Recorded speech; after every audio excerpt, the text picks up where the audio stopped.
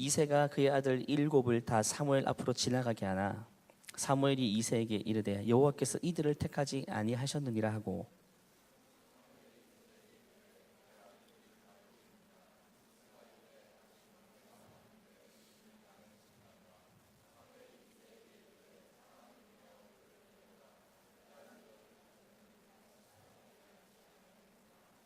이에 사람을 보내 그를 데려오매 그의 빛이 붉고 눈이 빼어나고 얼굴이 아름답더라. 여호와께서 이르시되 이가 크니 일어나 기름을 부으라 하시는지라.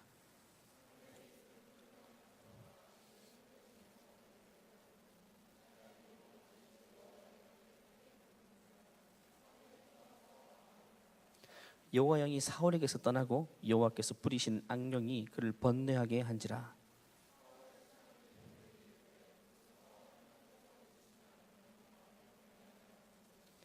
원하건대 우리 주께서는 당신 앞에서 모시는 신하들에게 명령하여 수금을 잘 타는 사람을 구하게 하소서. 하나님께서 부리시는 악령이 왕에게 이를 때에 그가 손으로 타면 왕이 나으시리라 하는지라.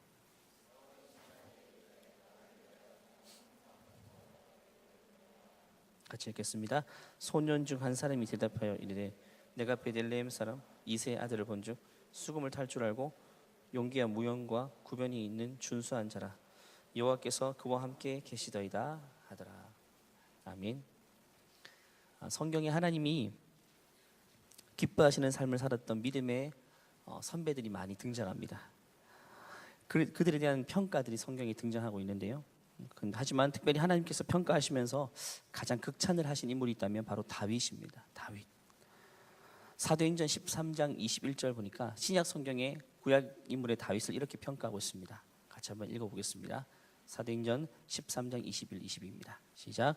그 후에 그들이 왕을 구하거늘 베냐민 지파 사람 기스의 아들 사울을 40년간 두셨다가 패하시고 다윗을 왕으로 세우시고 증언하여 이르시되 내가 이새의 아들 다윗을 만나니 내 마음에 맞는 사람이라 내 뜻을 다 이루리라 하시더니 다윗이라는 인물을 통해 하나님이 내 마음에 맞는 사람, 내 마음에 맞는 사람 이렇게 이야기합니다. 여러분에도 여러분 마음에 맞는 사람이 있지 않습니까? 맞는 사람이 있고 맞지 않는 사람이 있죠. 하나님은 다윗을 향해서 내 마음에 맞는 사람이다. 그래서 내가 그를 왕으로 세웠다라고 이야기하죠. 다윗이 이런 극찬을 받게 된 이유는요, 그의 삶이 완벽해서가 아닙니다. 완벽해서가 아닙니다. 하나님은 우리 인생에 흠없는 인생을 찾으시는 게 아니에요. 왜? 흠없는 인생이 없기 때문에. 어떻게 원죄를 가진 인간으로서 완벽에 가깝게 살아갈 수 있겠습니까? 우리는 흠투성입니다. 다윗도 그의 인생은 흠투성이었습니다. 다윗의 인생만 보아도 그는 왕의 지위를 얻고 난 뒤 모든 전쟁에 승리하고 최전성기일 그때에 권력의 정점에 있을 때 자기의 정욕을 다스리지 못했습니다. 정욕을 다스리지 못하고 목욕하고 있는 그 여인에게 맞죠? 다가가서 자기의 권력을 이용해서 간음을 해버립니다. 그리고 이 사실을 숨기기 위해서 남편을 살인하게까지 되는 아주 중죄를 범합니다. 간음과 살인은 사실 작은 죄가 아니죠. 중죄를 범합니다. 물론 그는 1년 이상 뒤에 하나님 앞에 그는 회개했습니다. 진정한 회개를 했고 그 죄에 대한 대가를 자신이 치루었습니다. 다시 말하지만 다윗이 하나님의 마음에 합한 자로 하나님의 마음에 맞는 자가 된 이유는요, 그의 삶이 완벽해서가 아니란 것입니다. 개역 한글에서는 이렇게 표현합니다. 내 마음에 합한 사람, 내 마음에 맞는 사람, 내 마음에 합한 사람이라고 말합니다. 이것은 여러 부분으로 해석이 가능한데요, 저는 두 가지를 한번 생각해 봤습니다. 내 마음에 합한 사람, 하나님이 하시는 말이잖아요. 쟤는 정말 내 마음에 합한 사람이야. 그럼 뭘 말하는 걸까요? 첫 번째는 하나님의 마음을 아는 자겠죠. 쟤는 내 마음을 알아. 쟤는 내 마음을 알아. 눈빛만 봐도 내 마음이 뭔지, 내 생각이 뭔지 알아. 하나님의 마음을 헤아릴 수 있는 자, 그것을 말합니다. 그런데 중요한 것은요, 우리가 하나님의 마음을 어찌 알 수 있을까요? 어떻게 알 수 있습니까? 가만히 있으면 우리 인간의 죄된 본성은요, 하나님의 뜻과는 정반대로 이해되고 움직입니다. 죄의 속성입니다. 물과 기름 같은 것입니다. 하나님의 마음을 이해하기 위해서는요, 철저하게 성령 하나님의 영의 다스림을 받고 끊임없이 하나님께 여쭈어봐야 돼요. 하나님의 생각이 무엇인지, 하나님의 뜻이 무엇인지 여쭈어 보아야 됩니다. 기도해야 되는 거죠. 그래서 다윗의 스토리를 보면 그는 자신에게 주어진 삶의 정황에서 계속해서 반복적으로 무엇이 하나님의 뜻인가에 대해서 계속해서 여쭈어 보았습니다. 하나님, 내가 할까요 말까요? 내가 갈까요 말까요? 내가 어디를 가야 될까요? 무엇을 해야 될까요? 그냥 계속해서 하나님께 질문을 던졌던 사람이에요. 그래서 하나님의 마음이 아파한 사람이 된 겁니다. 계속해서 하나님께 질문을 던졌습니다. 다윗은 크고 작은 전쟁을 치를 때에도 항상 하나님 앞에 물어보고 전쟁을 치렀어요. 자기 판단으로 우리가 이길 수 있겠다, 이런 인간의 판단으로 전장에 나간 법이 없습니다. 자기의 탁월한 전력, 이길 수 있는 현실에서도 하나님이 가지 말라고 하면 안 갔고요. 도저히 이길 수 없는 거대한 적이라 할지라도 상대가 안 되지만 하나님이 가라고 하면 그는 갔습니다. 계속해서 하나님께 물어봤던 인생입니다. 그래서 다윗이 기록했던 시편들을, 무수한 시편들을 보면 그가 얼마나 하나님과 깊이 소통하고 있는 것, 심지어 작은 것까지도 하나님께 물어보며 인생을 살았던 것을 알게 됩니다. 사람과의 관계도 마찬가지죠. 상대방의 마음을 알기 위해서는 물어보는 수밖에 없어요. 대충 짐작으로 상대방의 마음을 안다고 생각하지만 오해입니다. 사람끼리의 마음도 잘 파악하기 힘들어요. 저하고 제일 친한 사람이 있는데 10년간 같이 산 사람이에요. 제 아내겠죠. 근데 아내가 제게 말하지 않으면 저는 아내의 마음, 아내의 생각을 모릅니다. 눈치 짚어가지고 내가 원하는 걸 해준다 했지만 사실 그게 아내가 원하는 게 아니죠.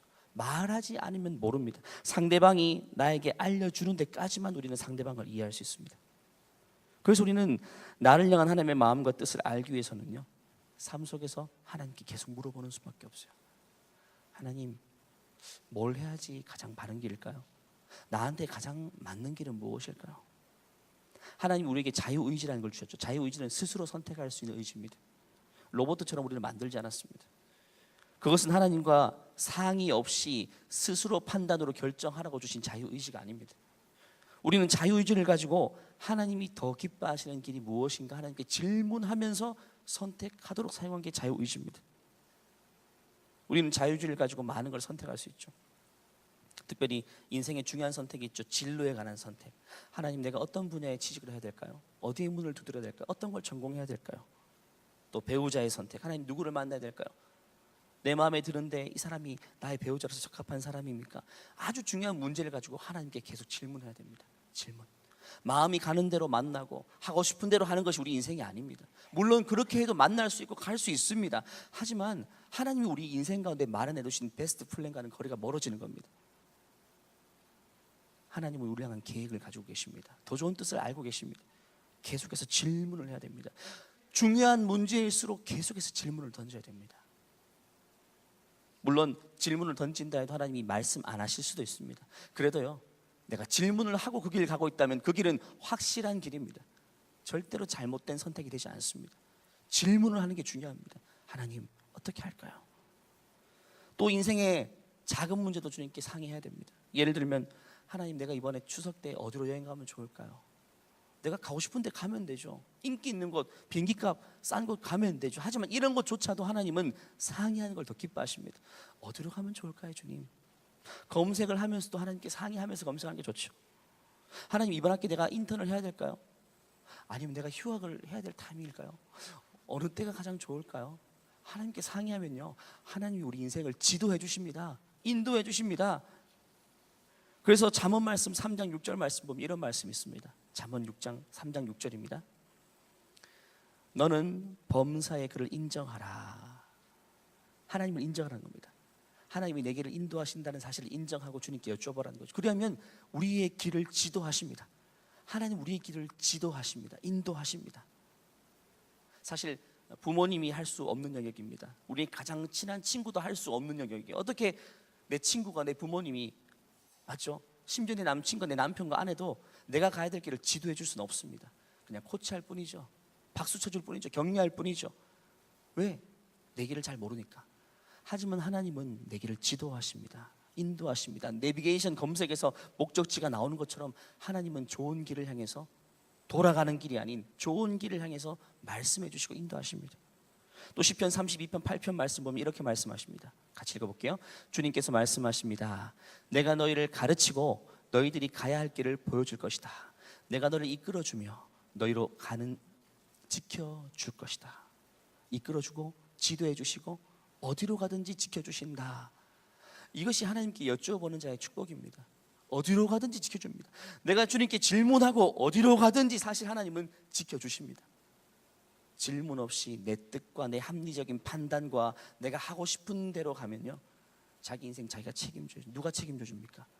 하지만 하나님이 지켜주신다. 주님께 여쭤보면 말입니다. 두 번째는요, 하나님의 마음에 합한 사람의 특징 두 번째입니다. 하나님의 뜻대로 행하는 자입니다. 뜻대로 행하는 자. 첫 번째는 하나님의 마음을 알아야 되겠죠. 기도를 통해 여쭤봐야 되겠죠. 두 번째는 그 뜻을 알게 되면요, 이제는 하나님의 뜻대로 행하는 자입니다. 행하는 자. 하나님의 마음을 알게 된다면 이제 더 중요한 단계죠. 그 뜻에 순응하고 하나님이 원하시는 뜻대로 인생을 결정하는 겁니다. 결정. 하나님의 뜻을 알면서도 그 뜻대로 행하지 않는 것은요, 기만하는 행위입니다. 하나님이 저 길이라고 말씀하시는데, 마음으로 감동하시는데, 분명히 맞는데, 누가 봐도 맞는데 사람들이 인정하지 않는 길이고 사람들이 선호하지 않는 길이고 박수 쳐주지 않는 길이니까 나는 사람들이 선호하는 넓은 길로 간다. 그러면 그때부터는 하나님이요, 내버려 두시는 겁니다. 하나님이 내버려 두시는 인생이 얼마나 불행합니까? 불안합니까? 그래서 많은 사람들이요, 막상 하나님의 뜻을 물어보는 것을 주저합니다. 기도를 안 해요. 왜냐하면요, 만일 하나님이 내 생각과 다른 길을 제시한다면 내가 그것에 순종할 수 없기 때문에 애초에 물어보지 않고 가는 사람이 굉장히 많아요. 저도 청년 때 진로를 결정할 때 한 3학년 4학년 때쯤에 하나님이 목회에 대한 마음 주셨어요. 선교와 목회, 신학교를 대학원을 진학해야 되니까 그게 막 강력하게 와닿기 시작하니까 어느샌가 그 두려워지기 시작하니까요, 그 다음부터 질문을 안 했습니다. 한동안 질문하면 가라고 확신을 주시니까 내가 사실 그 길을 가지 못하겠는 거예요. 용기가 안 나는 거죠. 그래서 한동안 질문도 안 했어요. 두려워서 그 길을 가라고 할까 봐. 근데 확실한 것은요, 우리 인생은 내게 허락된 자유의지를 가지고 내 뜻, 내 생각, 내 판단, 내가 하고 싶은 길을 결정하는 것보다 하나님이 더 기뻐하시는 길을 선택하는 것이 가장, 비교할 수 없이 가장 복된 길입니다. 가장 복된 길입니다. 행복의 길이 거기 있습니다. 거기가 나에게 정말 딱 맞고 적합한 길입니다. 이것은 하나님께만 인정받고 축복된 길이 아닙니다. 결국에는 이 길은요, 사람들도 하나님의 뜻대로 행하는 자에게 마지막에 박수를 보내게 됩니다. 사람들도 그 길이 옳은 길이기 때문이죠. 성경의 수많은 인물들의 사례를 통해 알 수 있는데, 대표적으로 사울 왕과 다윗 왕을 비교하면 알 수 있습니다. 사울은 이스라엘 초대 왕, 1대 왕이고 다윗은 2대 왕입니다. 성경은 이 두 인물을 극명하게 대조해 놓고 있습니다. 사울 초대 왕은요, 전형적인 자기 생각, 자기 뜻에 따라 움직이는 인생입니다. 하나님께 물어보지 않습니다. 하지만 다윗 왕은요, 전형적으로 모든 일에 매사에 하나님께 질문하며 사는 인생입니다. 결과 그 두 사람의 인생은 극명하게 대조됩니다. 사울은 하나님께로부터 버림받고 사람들에게부터도 버림받습니다. 사람들로부터. 왕이지만 말입니다. 탄핵되다시피 합니다. 반대로 다윗은 하나님께도 인정받고 사람들에게도 박수받는 인생으로 살게 됩니다. 어느 것을 선택하느냐, 이게 굉장히 중요한 것입니다. 누구에게 질문하며 누구에게 물어보며 인생길을 가느냐, 너무 중요하다는 것입니다. 지금도 이스라엘 국기에 다윗의 별이 있죠. 센터에 다 가운데 별, 다윗의 별입니다. 다윗을 상징합니다. 지금도 모든 이스라엘 사람들은요, 다윗을 이스라엘 자신의 국부라고 인정합니다. 다윗. 그런데 다윗과 사울의 인생이 이렇게 극명하게 결론이 대조되지만 처음부터 그랬던 것은 아닙니다. 오히려 첫 출발은요, 딱 그 반대였습니다.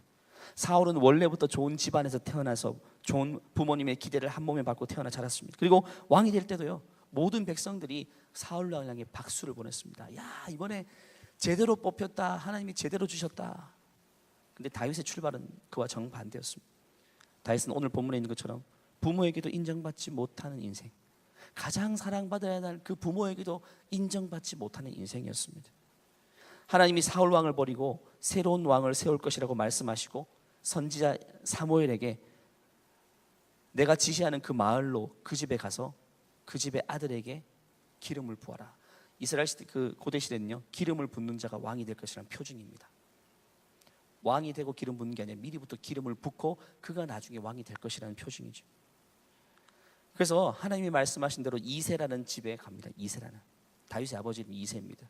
그때 어떤 일이 일어나는지 한번 볼까요? 10절부터 12절 오늘 본문 말씀입니다. 같이 읽어볼게요. 시작. 이새가 그의 아들 7을 다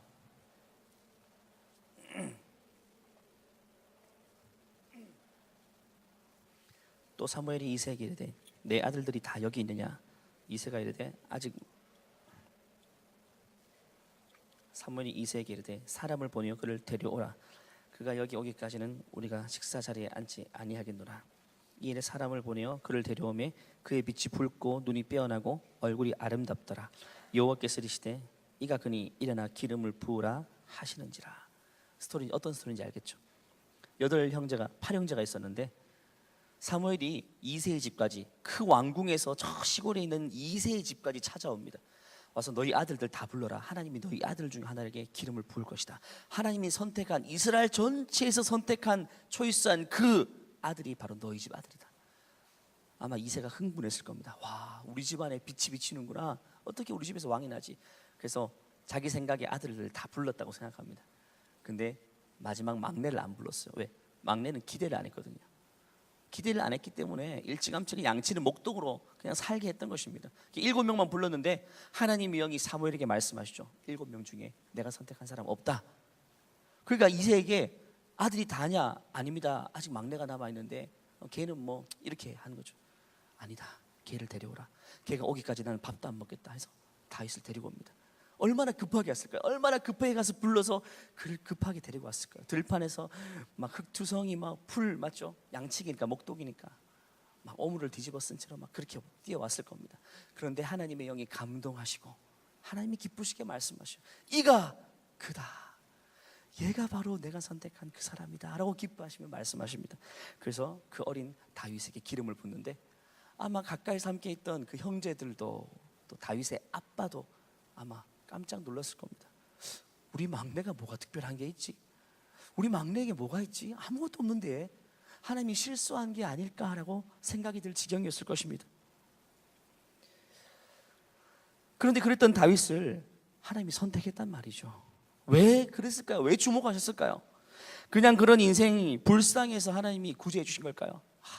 막내인데 사랑도 못 받고 어린 나이 때부터 들판에서 자야 되고 살아야 되고 불쌍해서 구제하는 차원에서 그렇게 말씀하신 걸까요? 아니란 겁니다.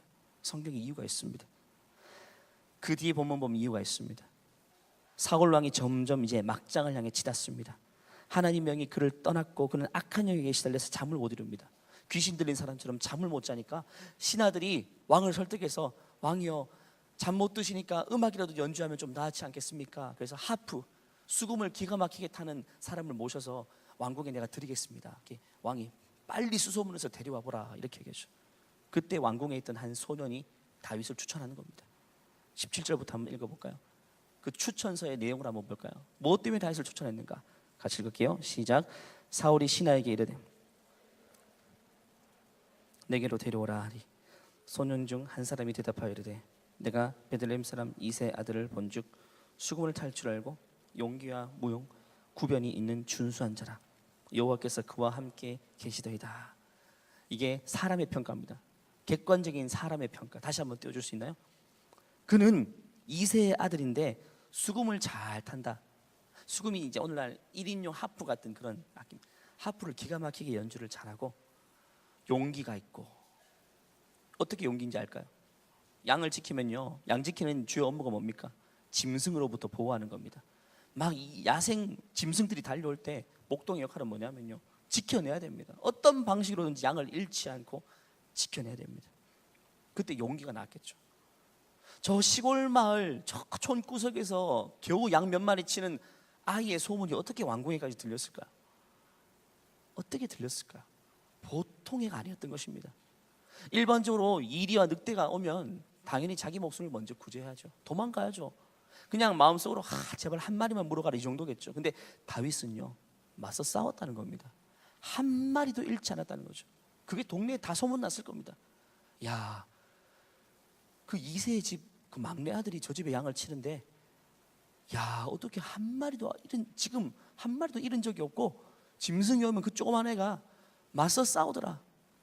나중에 훗날 그 골리앗과의 싸움 앞에서 사울 왕의 이새가 말합니다. 그 다윗이 말합니다.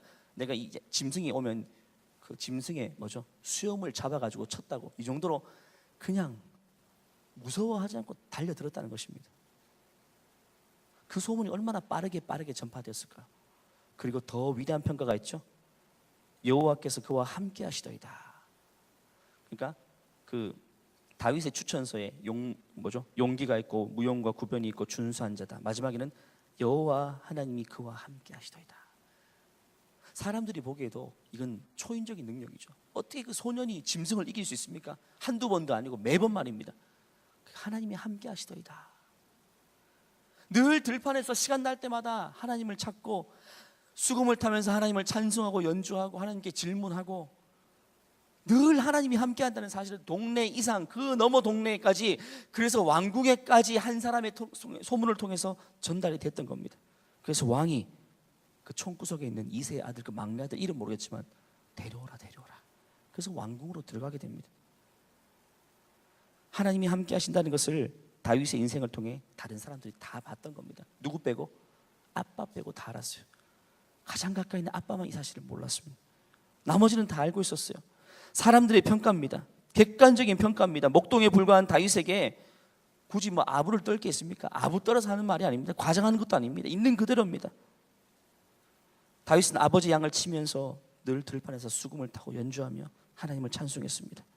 아마 그 연주한 것이 수준급이 된 이유는요, 그가 음대에 가서 정규 교육을 받은 것이 아니라 들판에서 그냥 쉼없이 하나님을 연주하고 찬송했던 그 이유 때문이겠죠. 그리고 다윗은 늘 하나님께 물어보고 그의 인도하심에 따라 살았습니다. 그러니까 하나님이 온 땅을 두루감찰하시죠. 하나님이 한눈에 온 세상을 지켜보실 때 자기 백성을 맡길 만한 인물을 뽑아야 되는데 보통 인물은 안 되죠. 누구를 선택하면 좋을까 보시다가 하나님이 주목하시는 그 지점이 뭐냐면 이새의 아들, 양을 치는 그 아들, 들판에 있는 소년 다윗을 주목했던 것입니다. 왜? 세상을 아무리 둘러봐도 얘만큼 나에게 질문하는 사람이 없거든요. 얘만큼 나를 찬송하고 나에게 질문하며 나를 의지하는 그 사람이 어른 아이 할 것 없이 아무도 없거든요. 그 하나님은 주목하시고 지켜보셨습니다. 그리고 사무엘을 통해서 찾아가서 기름을 붓게 하시는 겁니다. 왕이 될 거다. 너는 장차 왕이 될 거다. 하나님이 너를 선택하셨어.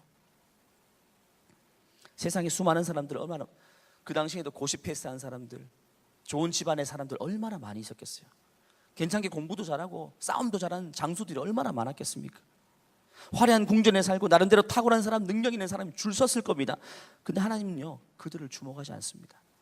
왜? 그들은 아무도 하나님께 질문 안 해요. 그냥 자기 길을 가는 겁니다. 자기 잘난 맛에 사는 겁니다. 먹고 살기 위해, 더 좋은 자리를 위해 사는 사람들이에요. 근데 다윗은요, 볼품 없는 들판에 야상에 사는 사람이지만 늘 하나님께 질문했던 인생입니다.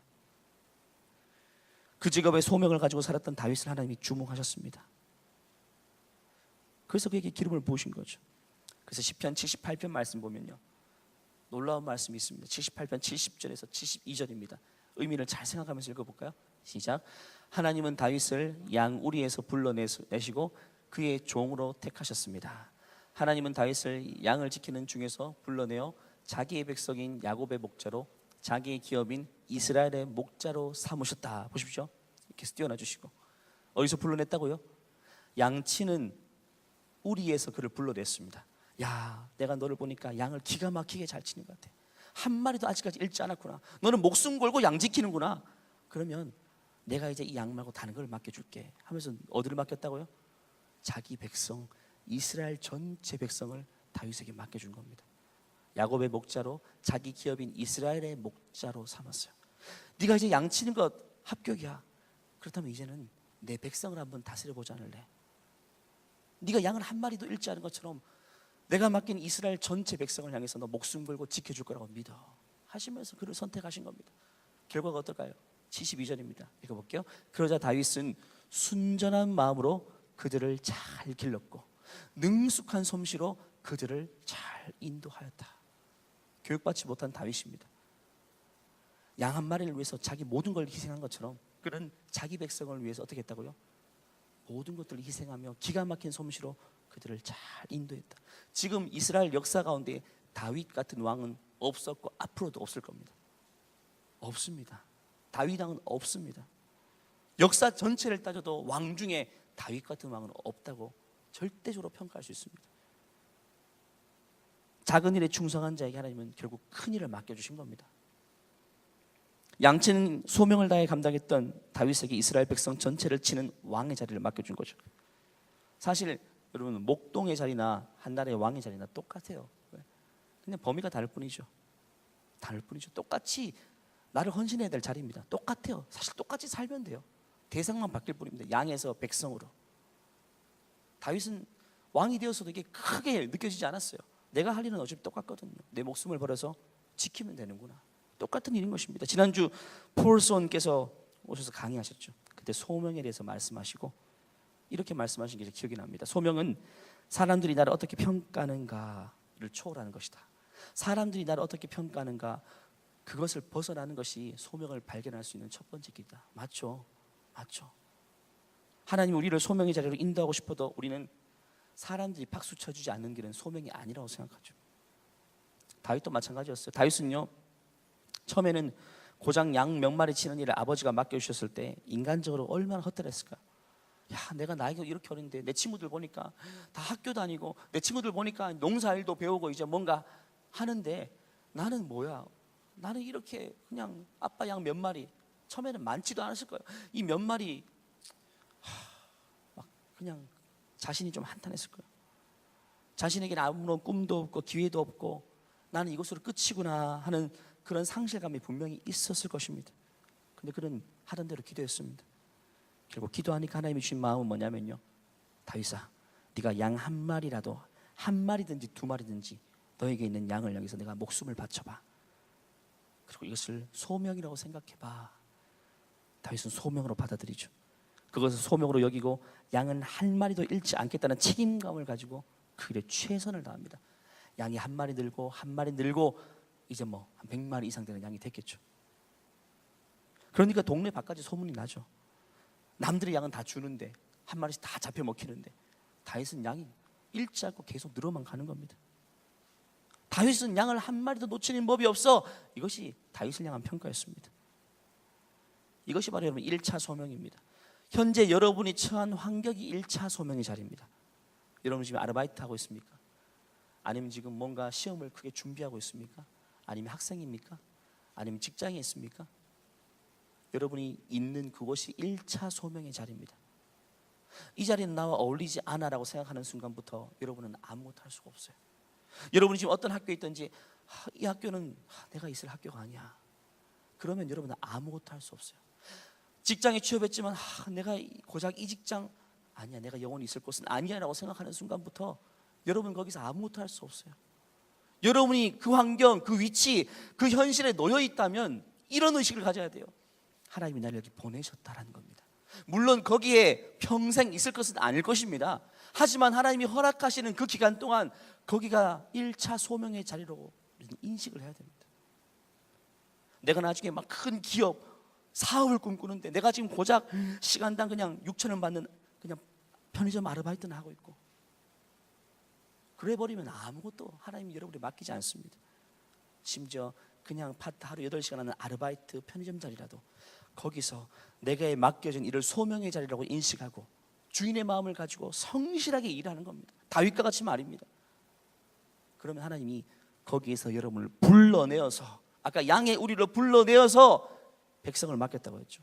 편의점에서 여러분을 불러내서 그 다음 단계로 인도하시는 겁니다. 지금 있는 그 자리 때우기 식으로 해서는 안 된다는 것입니다.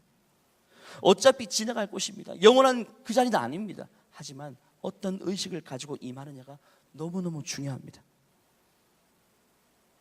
저는 여러분이 사람의 평가에 너무 민감하게 반응하지 않길 바랍니다. 내가 가는 이 길이, 내가 일하는 이 직장이 사람들이 선호하지 않고 박수 쳐주지 않고 그런다 할지라도 여러분이 거기 있다면 일단은 하나님이 여러분을 거기 보내신 지금으로서의 소명의 자리인 것입니다. 사람들은 다윗을 향해요, 하나님이 함께 하시는 사람이라는 평가를 내렸습니다. 그러면 사울, 반대로 사울 왕은 어떤 평가였을까? 사울은 왕이 된 후에 초심을 잃습니다. 어느샌가부터 하나님께 어떤 일도 물어보지 않습니다. 사울이 처음 왕이 되었을 때 그때 반짝 괜찮았습니다. 하나님의 영이 임했고 하나님께 질문했을 때가 있습니다. 그런데 그 시간이 지나니까 왕으로서 익숙해지니까 이제는 하나님께 물어보지 않습니다. 이제는 하나님의 백성이기 이전에 자기가 왕이라는 생각이 드는 거죠. 하나님이 제일 싫어하는 게 뭔지 아십니까? 하나님께 질문하지 않는 겁니다. 물어보지 않는 겁니다. 인생을 살아가면서 하나님과 상의하지 않고 독립적으로 살아가는 것, 하나님이 그 인생을 인정해 주지 않습니다. 우리는 아무리 다 잘하고 다 성장해도요, 하나님 앞에서는 어린아이일 뿐입니다. 아무리 우리가 성숙하게 다 큰 어린애 할지라도 하나님 앞에서는 여전히 미성숙한 존재입니다. 여러분, 할아버지 할머니가 되어도요, 우리는 하나님을 의존하며 살아갈 수밖에 없는 존재입니다. 그래서 사울은요, 왕이 되고 자신이 백성으로부터 영예를 얻게 되니까 자신이 뭔가 된 것처럼, 마치 인생의 해답을 다 얻은 것처럼, 마치 누구에게도 물어보지 않고 자유로 모든 것들을 옳게 판단할 수 있다고 착각하고 하나님께 질문하지 않습니다. 대표적인 어떤 사건을 보면요, 왕이 된 지 2년 만에 사울은 전쟁을 치르게 됩니다. 블레셋이라는 강대국입니다. 이스라엘보다는 비교적 평가 우위를 점하는 강한 군사력을 가진 나라입니다. 거의 우리나라 일본 정도로 비교할 수 있죠. 그리고 왕으로서 가장 큰 전쟁에 임하게 되죠. 그때 하나님 앞에서 질문을 안 합니다. 물어보지 않습니다. 자신이 독단적으로 결정하고 심지어 제사장만이 드릴 수 있는 제사를 직접 드려버립니다. 좀 길지만 5절 말씀부터 볼까요? 사무엘상 13장 5절입니다. 요 읽으면서요, 사울의 이미지, 사울의 표정들을 한번 이미지화 시켜보십시오.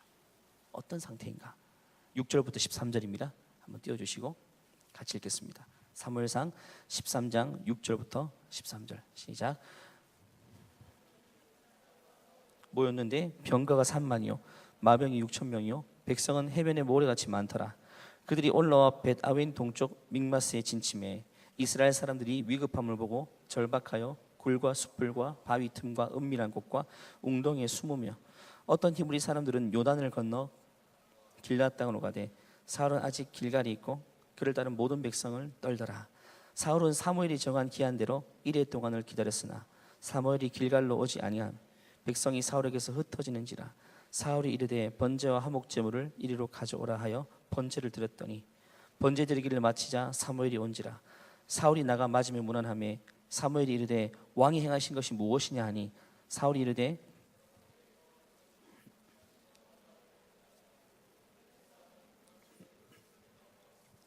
이에 내가 이르기를 블레셋 사람들이 나를 치러 길갈로 내려오겠거늘 내가 여호와께 은혜를 간구하지 못하였다 하고 부득이하여 번제를 드렸나이다 하니라.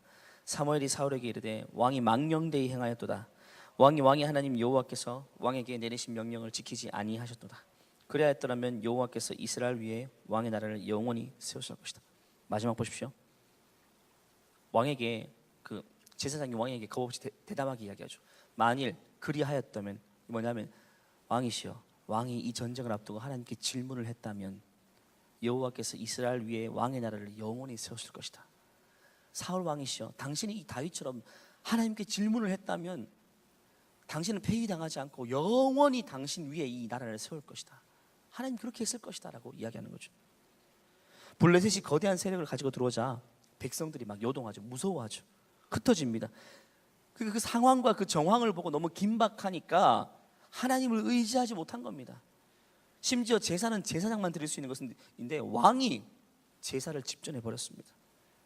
제사를 자신이 드렸다는 것은 어떤 의미냐면요, 하나님의 방법, 하나님의 권위, 하나님의 도우심이 아닌 그것에는 안중이 없다는 겁니다.